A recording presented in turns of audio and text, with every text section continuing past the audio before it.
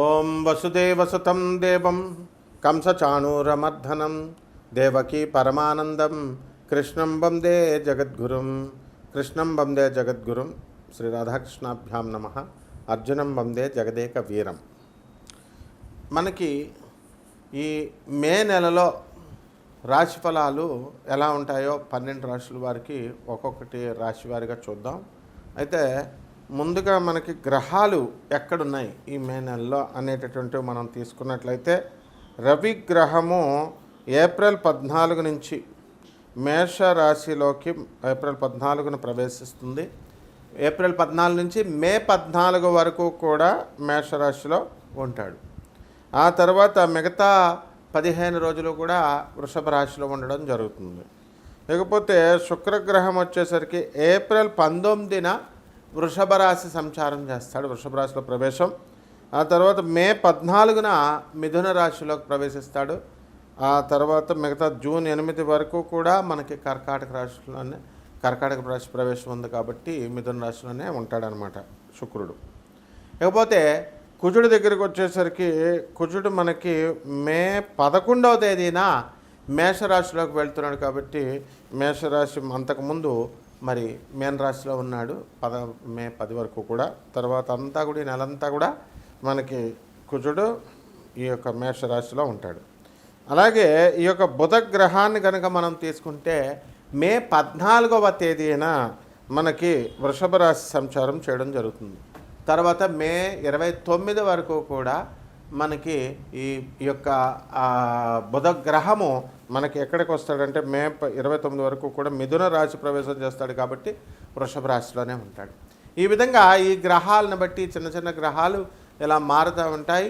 దీన్ని బట్టి మనకి మిథున రాశి వాళ్ళని మనం తీసుకున్నట్లయితే ఆ మిథున రాశి పేరు బట్టి ఇవన్నీ ఉన్నటువంటి వాళ్ళంతా కూడా మరి ఆదాయాలు పెరగడం అనేటటువంటివి జరుగుతాయి. మీన రాశి వాళ్ళని చేసుకున్నట్లయితే పేరు మరి వేది ఉన్నప్పటికీ కూడా మీనరాశిలో ఉన్నటువంటి కల్వకుంట్ల కవిత, ఆమె కొత్తగా పార్టీ పెట్టడం జరిగింది. ఈ విధంగా అనమాట ఒక్కొక్క రాశి వారి కన్యా రాశి వారిని మనం తీసుకున్నప్పుడు ఈ కన్యా రాశి వారు భార్యాభర్తల మధ్య ఉన్నటువంటి కొట్లాటలు కానీ ఇలాంటివన్నీ కూడా మనకి ఒక దారికి రావడానికి అవకాశాలు ఉంటాయి. ఈ విధంగా ఒక్కొక్క రాశి వారికి మనం ఎలా ఉందో విడివిడిగా చూద్దాం. వృశ్చిక రాశి, ఈ వృశ్చిక రాశి వారికి అందరికీ కూడా అర్ధాష్టమ రాహువు, మరి పంచమంలో ఈ యొక్క శని ఉండడము, ఈ కారణాలుగా అనేకమైనటువంటి ఒడిదుడుకులు మీరు ఎదుర్కొంటూ ఉంటారు. ఆదాయాలు బ్రహ్మాండంగా ఉన్నప్పటికీ కూడా ఈ యొక్క రాహుగ్రహ ప్రభావం వలన ఆదాయాలు సరిపోకపోవడము, లేదా మనసంతా కూడా వికలంగా ఉండడము, ఏదో రకంగా టెన్షన్గా ఉండడము, కుటుంబంలో అందరితో కూడా ఇతర సభ్యులందరూ కూడా సఖ్యత లేకపోవడము, ఒకళ్ళొకళ్ళు గొడవలు పడ్డము, ఇలాంటివన్నీ కూడా జరుగుతాయి. పంచమంలో ఉన్నటువంటి శనిగ్రహ ప్రభావం వలన మీ సంతానము విచిత్రాతి చిత్రంగా ప్రవర్తించడం జరుగుతుంది. వీళ్ళ యొక్క ఆరోగ్య విషయాల్లో మీరు కొంత ఆందోళన పడతారు. కొంచెం పిచ్చి పిచ్చిగా వాళ్ళు ప్రవర్తించడం చేస్తారు. పిల్లల గురించి, వాళ్ళ కాలేజీల సీట్ల గురించి మీరు కాస్త ఇబ్బంది పడడం అనేటటువంటిది జరుగుతుంది. అలాగే ఈ యొక్క వృశ్చిక రాశి వారికి అష్టమ స్థితిగతుడైనటువంటి గురుగ్రహ ప్రభావం వలన మీకు ఏమవుతుంది, ఈ యొక్క అప్పులు బాగా వస్తాయి.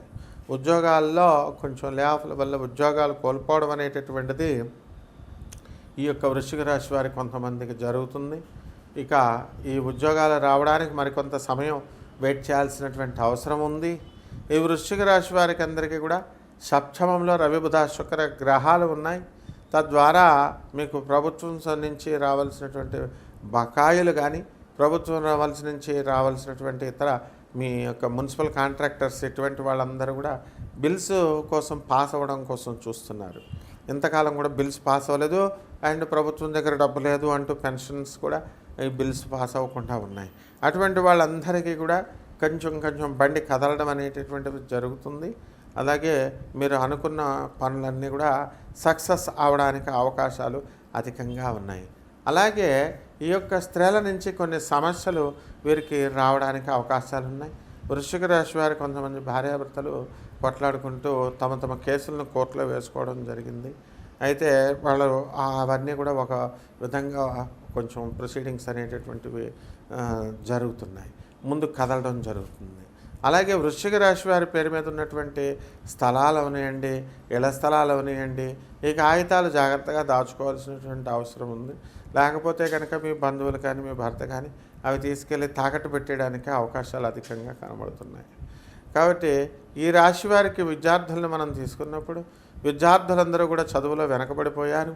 మరి వీళ్ళు ఇంకా కొంచెం ఎదగాలి, ఈ ఉద్యోగంలో పరీక్షలు బాగా రాసి మంచి మార్కులు అనేటటువంటి వీళ్ళు తెచ్చుకోవాలి. అలాగే మంచి స్నేహితులతో వీళ్ళ యొక్క తిరగడం వల్ల మంచి ఆలోచనలు అనేటటువంటి వీరికి రావడం జరుగుతాయి. అలా కాకుండా కనుక ఉన్నట్లయితే మరి కొంచెం మనం రాంగ్ లైన్లోకి వెళ్ళడానికి అవకాశాలు ఉన్నాయి, అష్టమ గురుగ్రహ ప్రభావం వలన. అలాగే దైవము పట్ల మనకి ఎంతో శ్రద్ధ ఉంటుంది. ఆ శ్రద్ధ ఇప్పుడు కొంచెం తగ్గినట్టుగా మనకి వృశ్చిక రాశి వారికి అనిపించడం జరుగుతుంది. కాబట్టి దైవ ఆరాధన అనేటటువంటిది ఒక క్రమబద్ధీకరణలాగా మీరు చేసుకొని ఆర్గనైజ్డ్గా మీరు చేసుకోవడం ద్వారా డిసిప్లిన్డ్గా మీకు కాస్త వృద్ధి అనేటటువంటిది జీవితంలో రావడానికి అవకాశాలు ఉన్నాయి.